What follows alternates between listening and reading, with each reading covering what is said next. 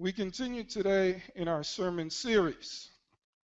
Our sermon series is entitled Ecclesia, the called. And we've looked at the called church. We've looked at the called life. Today we're going to just look at the call. And the reason our sermon series is entitled Ecclesia is because in the New Testament, in the Greek, Ecclesia is translated to our Bibles as,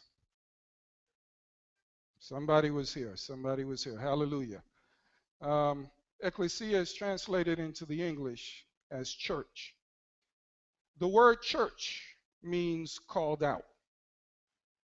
To be church, you've got to be called.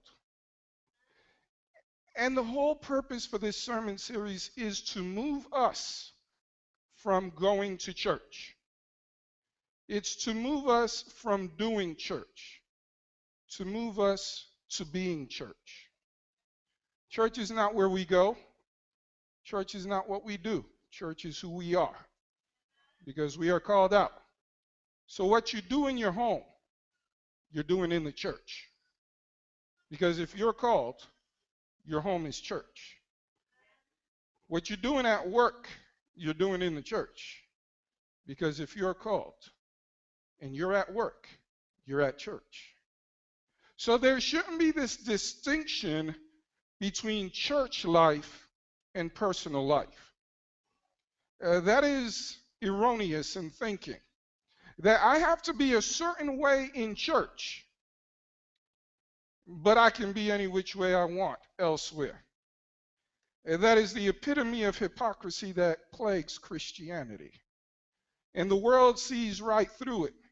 And it's no wonder they call us hypocrites. It's no wonder they rather believe that we come from monkeys than we come from God, because of some of the hypocrisy the Church of God has expressed by dissecting and differentiating church life and real life. My friends, we are called, we are the church. Church life is our real life because it's our life. So today the question is, what does it mean to be called? What does it mean to be church? What does it mean to be called? And we'll look at the life of Jacob. In fact, we can turn to our Bibles to Genesis 28. You know the story. Hopefully, you've been reading your daily Bible and you've covered these chapters in the last few days. You know the story of Jacob and Esau, the twin sons of Isaac. And Jacob, of course, had, first of all, bought his brother's birthright deceitfully. And then he stole his brother's blessing. Isaac, his father, had called Esau and asked him to go out and hunt some game, bring it, cook it up the way you do it. Bring it, let me eat so I can bless you. But Jacob's mother overheard it, worked out a scheme. Jacob went in with the stew, gave it to his father, lied to his father, said, I'm Esau, got the blessing. And when Esau came in, his father realized he'd been tricked. And Esau was very upset. Text tells us that Esau had decided that when his father died, he would kill Jacob. His mother, hearing it, decided to tell Jacob, you know what, you need to leave here. In fact, go get yourself a wife from our family. Go back to Padan Haran and get yourself a wife there, because I don't want you marrying any of the women in this area. And Jacob left, knowing that he was running for his life because he did not want his brother to kill him. Verse 10, now Jacob went from Beersheba and went toward Haran. So he came to a certain place and stayed there all night because the sun had set. And he took one of the stones of that place and put it at his head and lay down in that place to sleep. Then he dreamt, and behold, a ladder was set up on earth. And its top reached to heaven, and there the angels of God were ascending and descending. And behold, Yahweh stood above it and said, I am Yahweh, God of Abraham, your father, and God of Isaac. The land on which you lie, I will give to you and your descendants. Also your descendants shall be as the dust of the earth. You shall spread abroad to the west and to the east, to the north and to the south, and in you and in your seed all the families of the earth shall be blessed. Behold, I am with you and will keep you wherever you go and will bring you back to this land. For I will not leave you until I have done what I have spoken to you. Then Jacob awoke from his sleep and said, surely Yahweh is in this place, and I did not know it. And he was afraid and said, how awesome is this place! This is none other than the house of God, and this is the gate of heaven. And Jacob arose early in the morning and took the stone that he had put out at his head and set it up as a pillar and poured oil on it. And he called the name of that place Bethel, Bethel meaning house of God, house of El. But the name of that city had been Luz previously. Then Jacob made a vow saying, if God will be with me and keep me in this way that I'm going, and give me bread to eat and clothing to put on, so that I come back to my father's house in peace, then Yahweh shall be my God. And this stone which I've set as a pillar shall be God's house. And of all that you give me, I will surely give a tenth. Jacob had an encounter with God.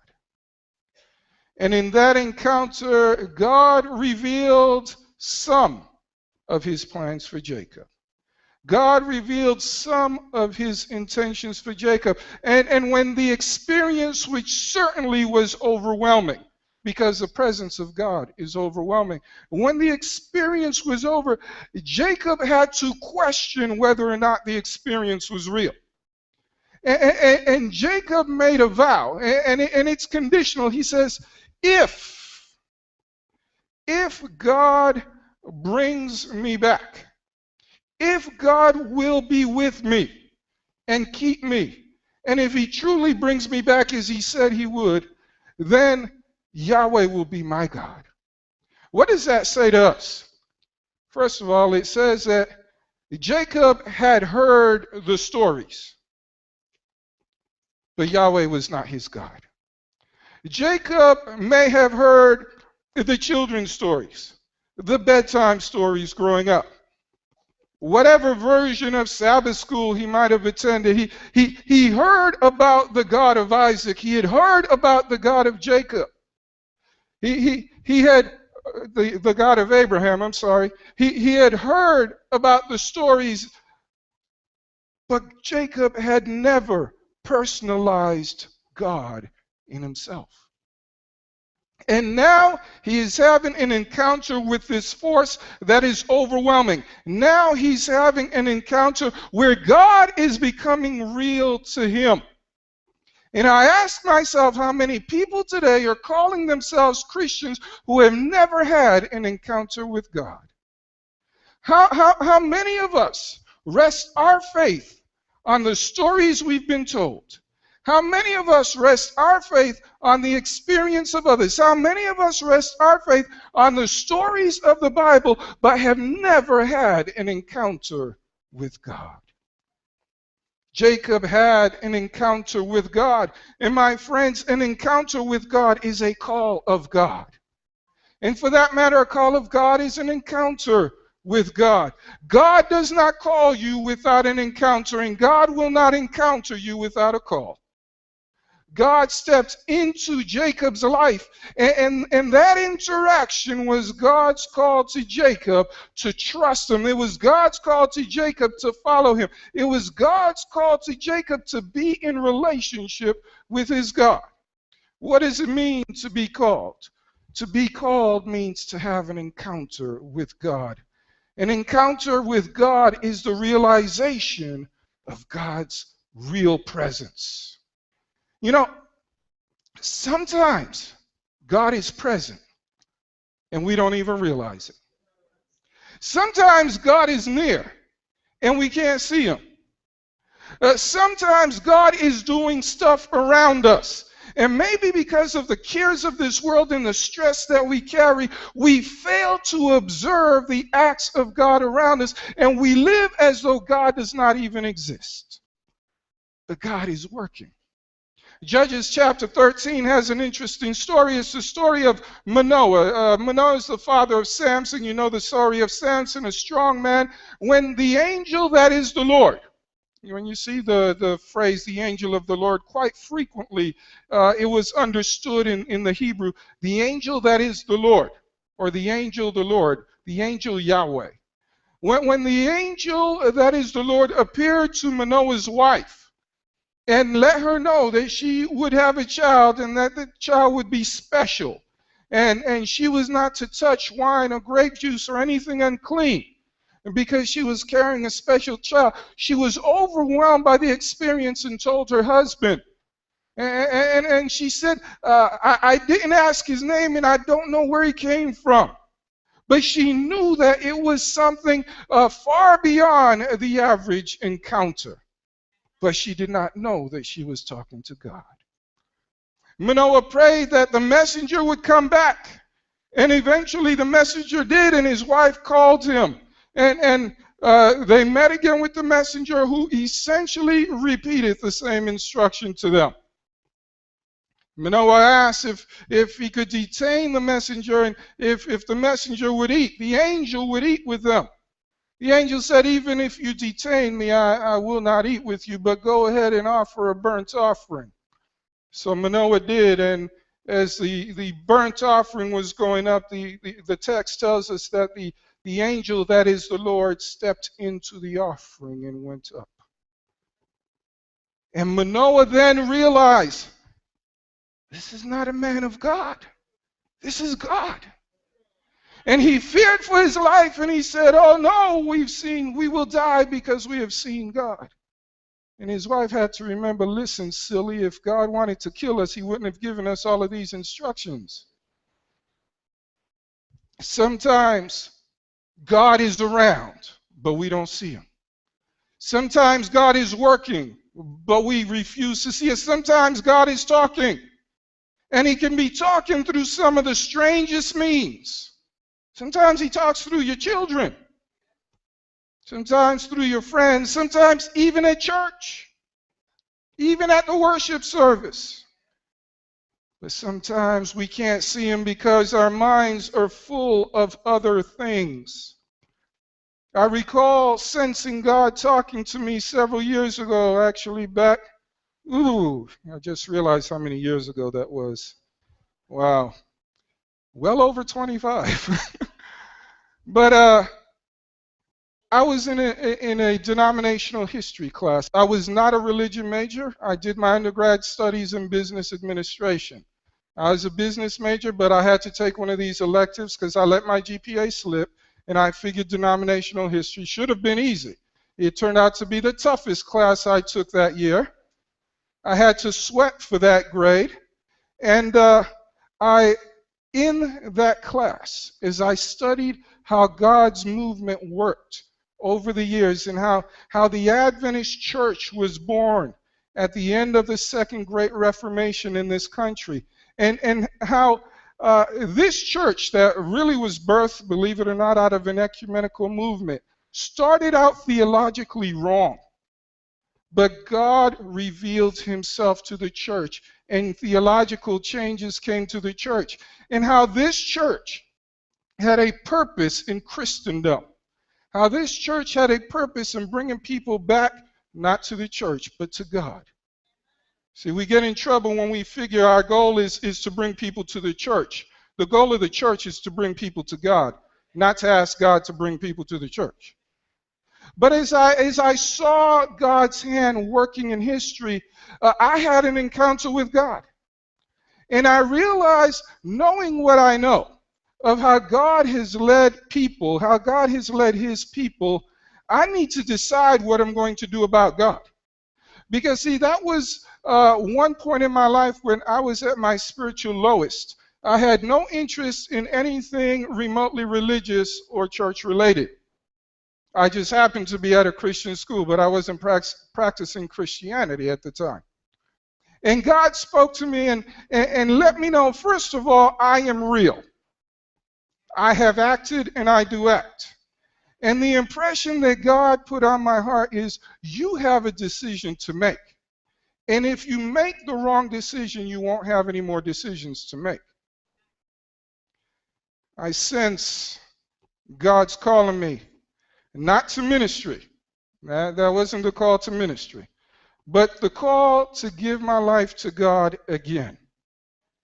And I did. My friend, let me tell you something. When you experience God's presence, you're experiencing God's call. Sometimes we experience it in the quiet. Sometimes we experience it in the praise. Sometimes we experience it in the solitude. Sometimes we experience it in the crowd. Sometimes in the classroom. But we experience God's presence, and God calls us by His presence. There are 4 questions that God is asking us when He encounters us. There are 4 questions that God is asking and trying to get us to answer. And for the purpose of this first encounter that God had with Jacob, the question that I see God asking Jacob is, will I be your God? Question we all have to answer. Will I be your God? Or will I simply be a story that was told to you? Will I be your God, or will I be something they speak about on Sabbaths? Will I be your God, or will I be a story you tell your children? Will I be your God, or am I something you relegate to one day a week? Will you make me your God? Will I be your God? It's important to get that question right. And it's important to answer that one right. Because if we get that right, then we discover that one call leads to another. One call leads to another. One encounter leads to another. One thing leads to another. One experience leads to another. Go to Genesis 31 with me. For the setting, Jacob has moved on from Bethel, from Luz. He's gone to Padan Haran. He has discovered that his family is still there. Went to his uncle's home. Laban fell in love with Laban's daughters and ended up marrying 2 of them. He thought he was going to marry the younger, but he ended up with the older and then had to work another 7 years for the younger. It is 20 years later now. Jacob has pretty much settled in Padan Haran. Do you remember the vow that Jacob made? Jacob said, if you will be with me and bring me back. But Jacob expressed no desire to come back. Jacob was satisfied in Padan Haran. For a moment, it looked as though life was good, and God was actually prospering him there. And there was no urgency to return. But then things began to change. Life began to become uncomfortable. Then he realized that the attitude he was getting from his uncle was no longer the same. Whereas his uncle used to flatter him and affirm him, now the conversation was different. And verse 1. We pick up chapter 31. Now Jacob heard the words of Laban's son, saying, Jacob has taken away all that was our father's, and from what was our father's he acquired all this wealth. And Jacob saw that the countenance of Laban, and indeed it was not favorable toward him as before. Then the Lord said to Jacob, return to the land of your fathers and to your family, and I will be with you. We just said sometimes God is acting around us and we can't hear him. We can't see him. Sometimes God has to disturb our atmosphere. You know what I'm talking about. Sometimes God has to upset the apple cart. Sometimes God has to discomfort us in order to get our attention. Some preachers have said sometimes God's got to lay us flat on our back so we can look up. because otherwise we're too busy looking around and we don't see God. And here, God has disturbed Jacob's life. What used to be all right suddenly is a problem. And Jacob now, when things are messing up, now when tensions are rising, now when things are tough, Jacob can hear the voice of God. And he says, go home. I'm going to be with you. I shared this story in a previous sermon, but allow me to share it again because I know I never have the exact same crowd twice. Back in 1989, about December 22 or so, I was living in Nashville, Tennessee. My wife and son had gone up to Toronto like we tend to do every December, or as often as we can, because intelligent people go north in the winter. Yep. Oh no, we're not bird brains. Birds go south. But was going up to Toronto, and as I was getting close, I was about 3 hours out of Toronto. I'm already on the Canadian side. The snow had begun, and it's amazing how quickly snow accumulates in Canada. I mean, you get two flurries of snow and the ground's covered. You know, it's here you got to snow for a day or two before you get any accumulation, but the ground is just so much colder there. And we started getting accumulation, had an inch, getting close to 2 inches. But I want to see my wife and kid. It had been several days. It might have even been over a week since they had gone ahead. And just want to see my family. I'm tired of driving. It's a long drive from Tennessee to Toronto. So I'm behind this truck, and Mr. Truck Driver is just not going as fast as I would desire him to go.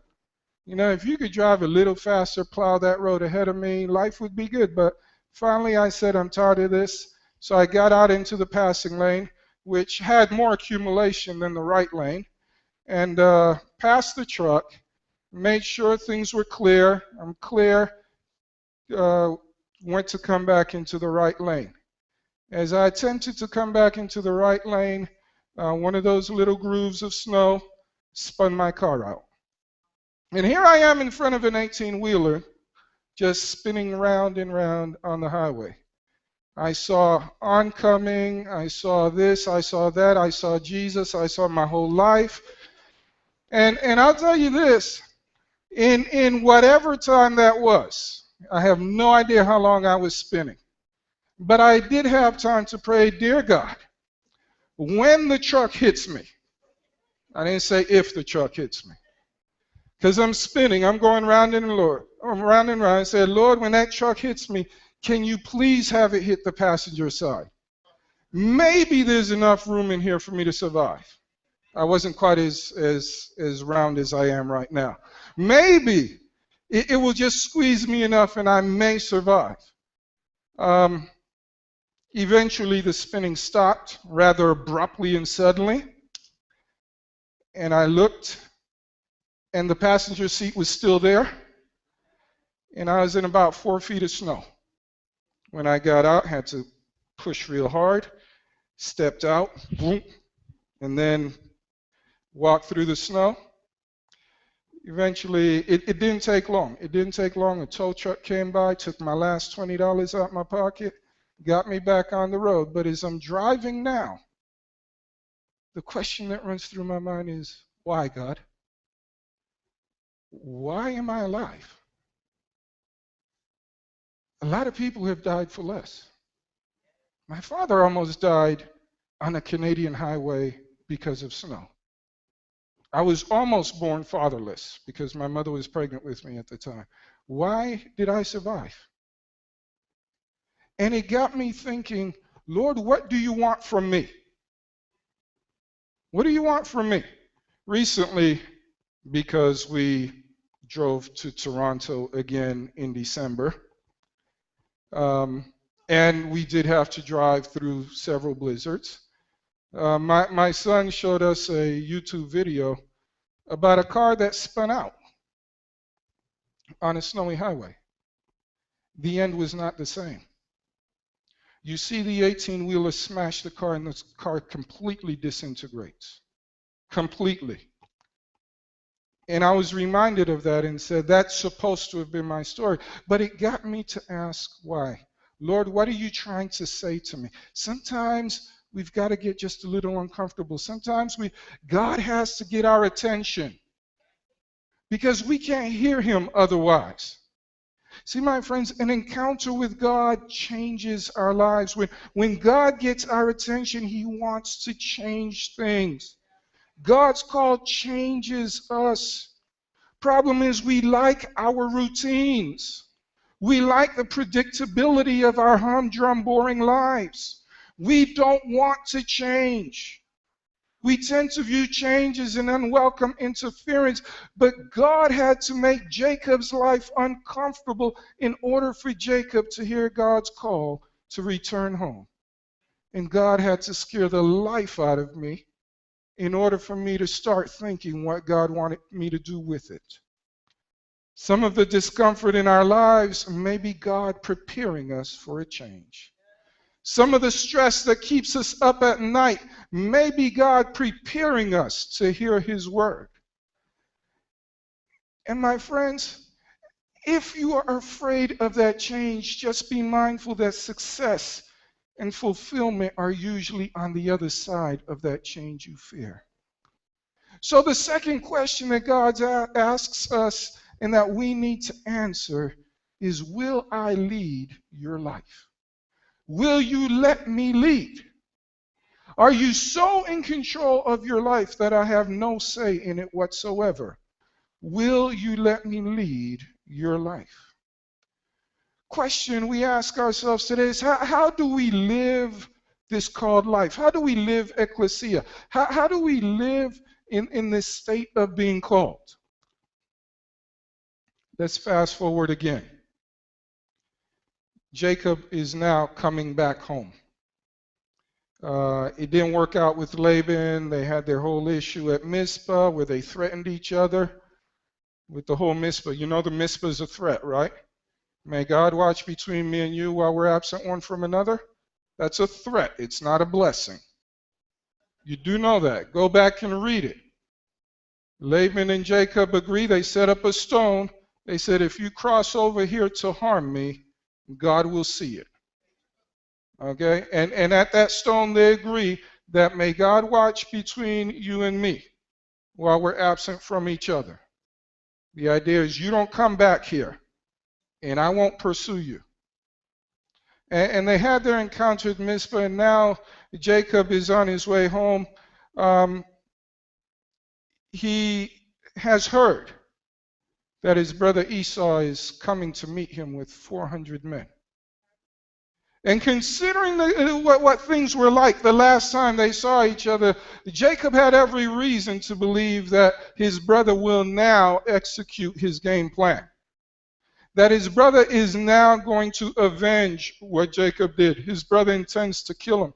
So Jacob sends all these gifts ahead, these sheep, these goat, livestock, lots of it, to try to appease his brother. And the night before he crosses over, he's spending time alone because he's stressed out. And a man appears, and maybe thinking that the man is one of his brother's men, he begins to fight with the man. And they fight all night long. And I don't know what kind of touch that touch was. I've never been touched like that, but the man, the Bible says he touched his hip. I guess this is a touch. I don't know. Touch can be defined differently depending who does it. Let's read it. Then Jacob was left alone, and a man wrestled with him until the breaking of day. Genesis 32:24, 25 now. When he saw that he did not prevail against him, he touched the socket of his hip, and the socket of Jacob's hip was out of joint as he wrestled with him. And he said, let me go, for the day breaks. But he said, I will not go until you bless me. So he said to him, what is your name? He said, Jacob. He said, your name shall no longer be called Jacob, but Israel, for you have struggled with God and with men and have prevailed. And Jacob asked, saying, tell me your name, I pray. He said, why is it that you ask my name? And he blessed him there. Verse 30. So Jacob called the name of the place Peniel, which literally means the face of God. For I have seen God face to face, and my life is preserved. So how do we live this called life? My friends, just as personal as that experience was there fighting with the man who turned out to be God, our experience with God must be personal. Even as we wrestle with Him, even as we struggle with Him, it must be a personal experience. My friends, it's good to hear testimonies. I love hearing testimonies when God's people come together.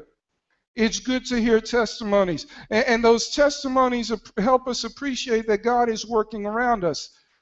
But we still need to have our personal encounter. We still need to have our testimony. We still need to master our story of how God has led us. Is your life full of other people's testimonies, or do you have one for yourself? First thing we need to do is make that calling, live that calling personally. Throw up that slide for me. But let's go forward to chapter 33. It's the day after. It's the morning after.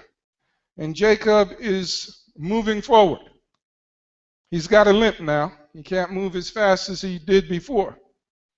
And the text says, now Jacob lifted up his eyes, chapter 33, verse 1, and looked, and there Esau was coming, and with him were 400 men. So he divided the children up among Leah, Rachel, and the two maidservants, and he put the maidservants and their children in front. It makes me wonder what he was thinking. Leah and her children behind. All righty, such bravery. And Rachel and Joseph last. Jacob said, some of us may die, but all of us can't die today. Then he crossed over before them and bowed himself to the ground 7 times until he came near to his brother. Verse 4, but Esau ran to meet him, embraced him, fell on his neck and kissed him, and they wept. Verse 8, then Esau said, what do you mean by all this company which I met? And he said, these are to find favor in the sight of my Lord. Verse 9, but Esau said, I have enough, my brother, keep what you have for yourself. How do we live this called life? Not only must we live it personally, it must be a personal encounter, but we must live this called life courageously. Fear had overtaken Jacob. Jacob for 20 years had been living in fear because he knew what he had done was wrong. He knew he had sinned. He knew he was out of line. He was wrong. He was guilty. And guilt has a way of bringing fear into our life. Fear of punishment, fear of retaliation, fear of consequence. And Jacob knew that all that he was entitled to. But God called him. God told him to go. My friends, when God calls you, when God tells you to move, you do what God says regardless of the consequence. I recall years ago at a different church, there was a particular committee meeting that I had to go into, and I had to make some recommendations that I just knew were going to go over like a lead balloon. I knew I was going to get opposition, and I imagined 1,000 ways how this thing was going to get nasty and dirty and bloody. And if you sat on church committees, they can be real interesting. And I recall walking down the long hallway to the meeting room and feeling the knots in my stomach. I wanted to turn around, go home, but I couldn't. I mean, I'm chairing the committee, so I couldn't. And I went in there, did what I had to do, made my recommendations, and lo and behold, it's as though God had put some sleeping gas in the room. And nothing. And we got through the meeting all right. You know, I think later after the event, people realized what happened, and then all the fussing started. But you know what? I was so afraid of going into that room, and yet nothing happened. More times than not, much of what we are afraid of never happens. More times than not, much of what we are afraid of never happens. We need to be courageous. Even if we're afraid, we need to be courageous. Let's go on. Genesis 35. Genesis 35. Jacob has come back. He is settled in Shechem. Lived there for a few years, had the whole incident with his daughter and Shechem there. And now he's on the move again. He's very nervous because he fears that the inhabitants around him are going to attack him. And of course, God shows up again. 35, verse 1. Then God said to Jacob, "Arise, go up to Bethel." Where did this story begin? Bethel, all right, and dwell there. Make an altar there to God who appeared to you when you fled from the face of Esau your brother. Verse 6, so Jacob came to Luz, that is Bethel, which is in the land of Canaan, and he and all the people who were with him. And he built an altar there and called the place El Bethel, because there God appeared to him when he fled from the face of his brother. And then God appeared to Jacob again when he came from Padan Aram and blessed him. And God said to him, "Your name is Jacob. Your name shall not be called Jacob anymore, but Israel." I'm sorry, did we read this before? It sounds mighty familiar, doesn't it? So he called his name Israel. Also God said to him, "I am God Almighty, be fruitful and multiply. A nation and the company of nations shall proceed from you, and kings shall come from your body. The land which I gave Abraham and Isaac I give to you, your descendants after you I will give this land." Then God went up from him in the place where he talked with him.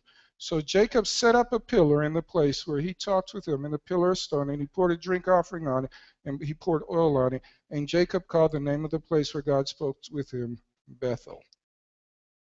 It's interesting. The question is, how do we live this called life? And it seems that Jacob had forgotten his vow. It seems that Jacob had forgotten the main game plan. It seems that everywhere Jacob went, he sort of forgot that there was something else coming. So God himself tells him, go back to Bethel. Go back to the last place the first place where we had that encounter with the ladder. And when he gets there, God says, "I am changing your name from Jacob to Israel." Now what's interesting, he had already done that. God changed Jacob's name twice according to the narrative. Why? Could it be that though God said you are now Israel, Jacob was still living as Jacob? Could it be that God said you are saved, but he was still living like he was not? God said you're going to be great, but he was still living as though he was not. Sometimes God has to remind us of the promises he gave us. Sometimes God's got to call us back to the place where he gave us the promise and get us to live according to the promise. My friends, if we're going to live this called life, we need to be mindful. We need to remember the calling that God has on our lives. So the third question that we have to answer from God is when God asks, "Will you serve me?" You know, it turns out, my friends, that the call of God is actually not a singular event, is it? Now, last week, if you were here, you do recall I said there are some calls, and the call to action in particular, you only get one shot. You remember that? That does not change the fact that the calls of God are multiple. Now, when we answer the call correctly, it leads to another call.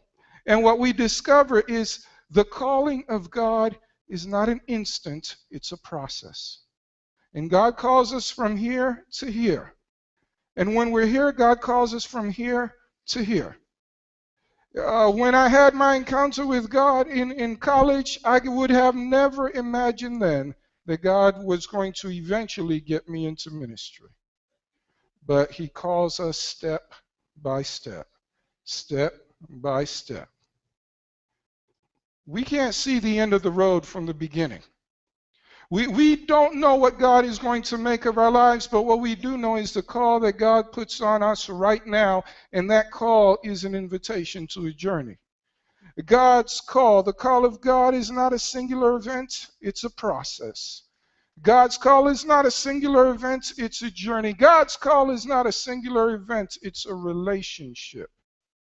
And God is trying to take us places, my friends. He's trying to take us places geographically. He's trying to take us places socially. He's trying to take us places educationally. He's trying to take us places professionally. He's trying to take us places relationally. He's trying to take us places spiritually. God's call has some long-term goals, and he's trying to take us places. So the last question that God asks and that we have to answer, the last question that we've got to be mindful of is, will you obey me?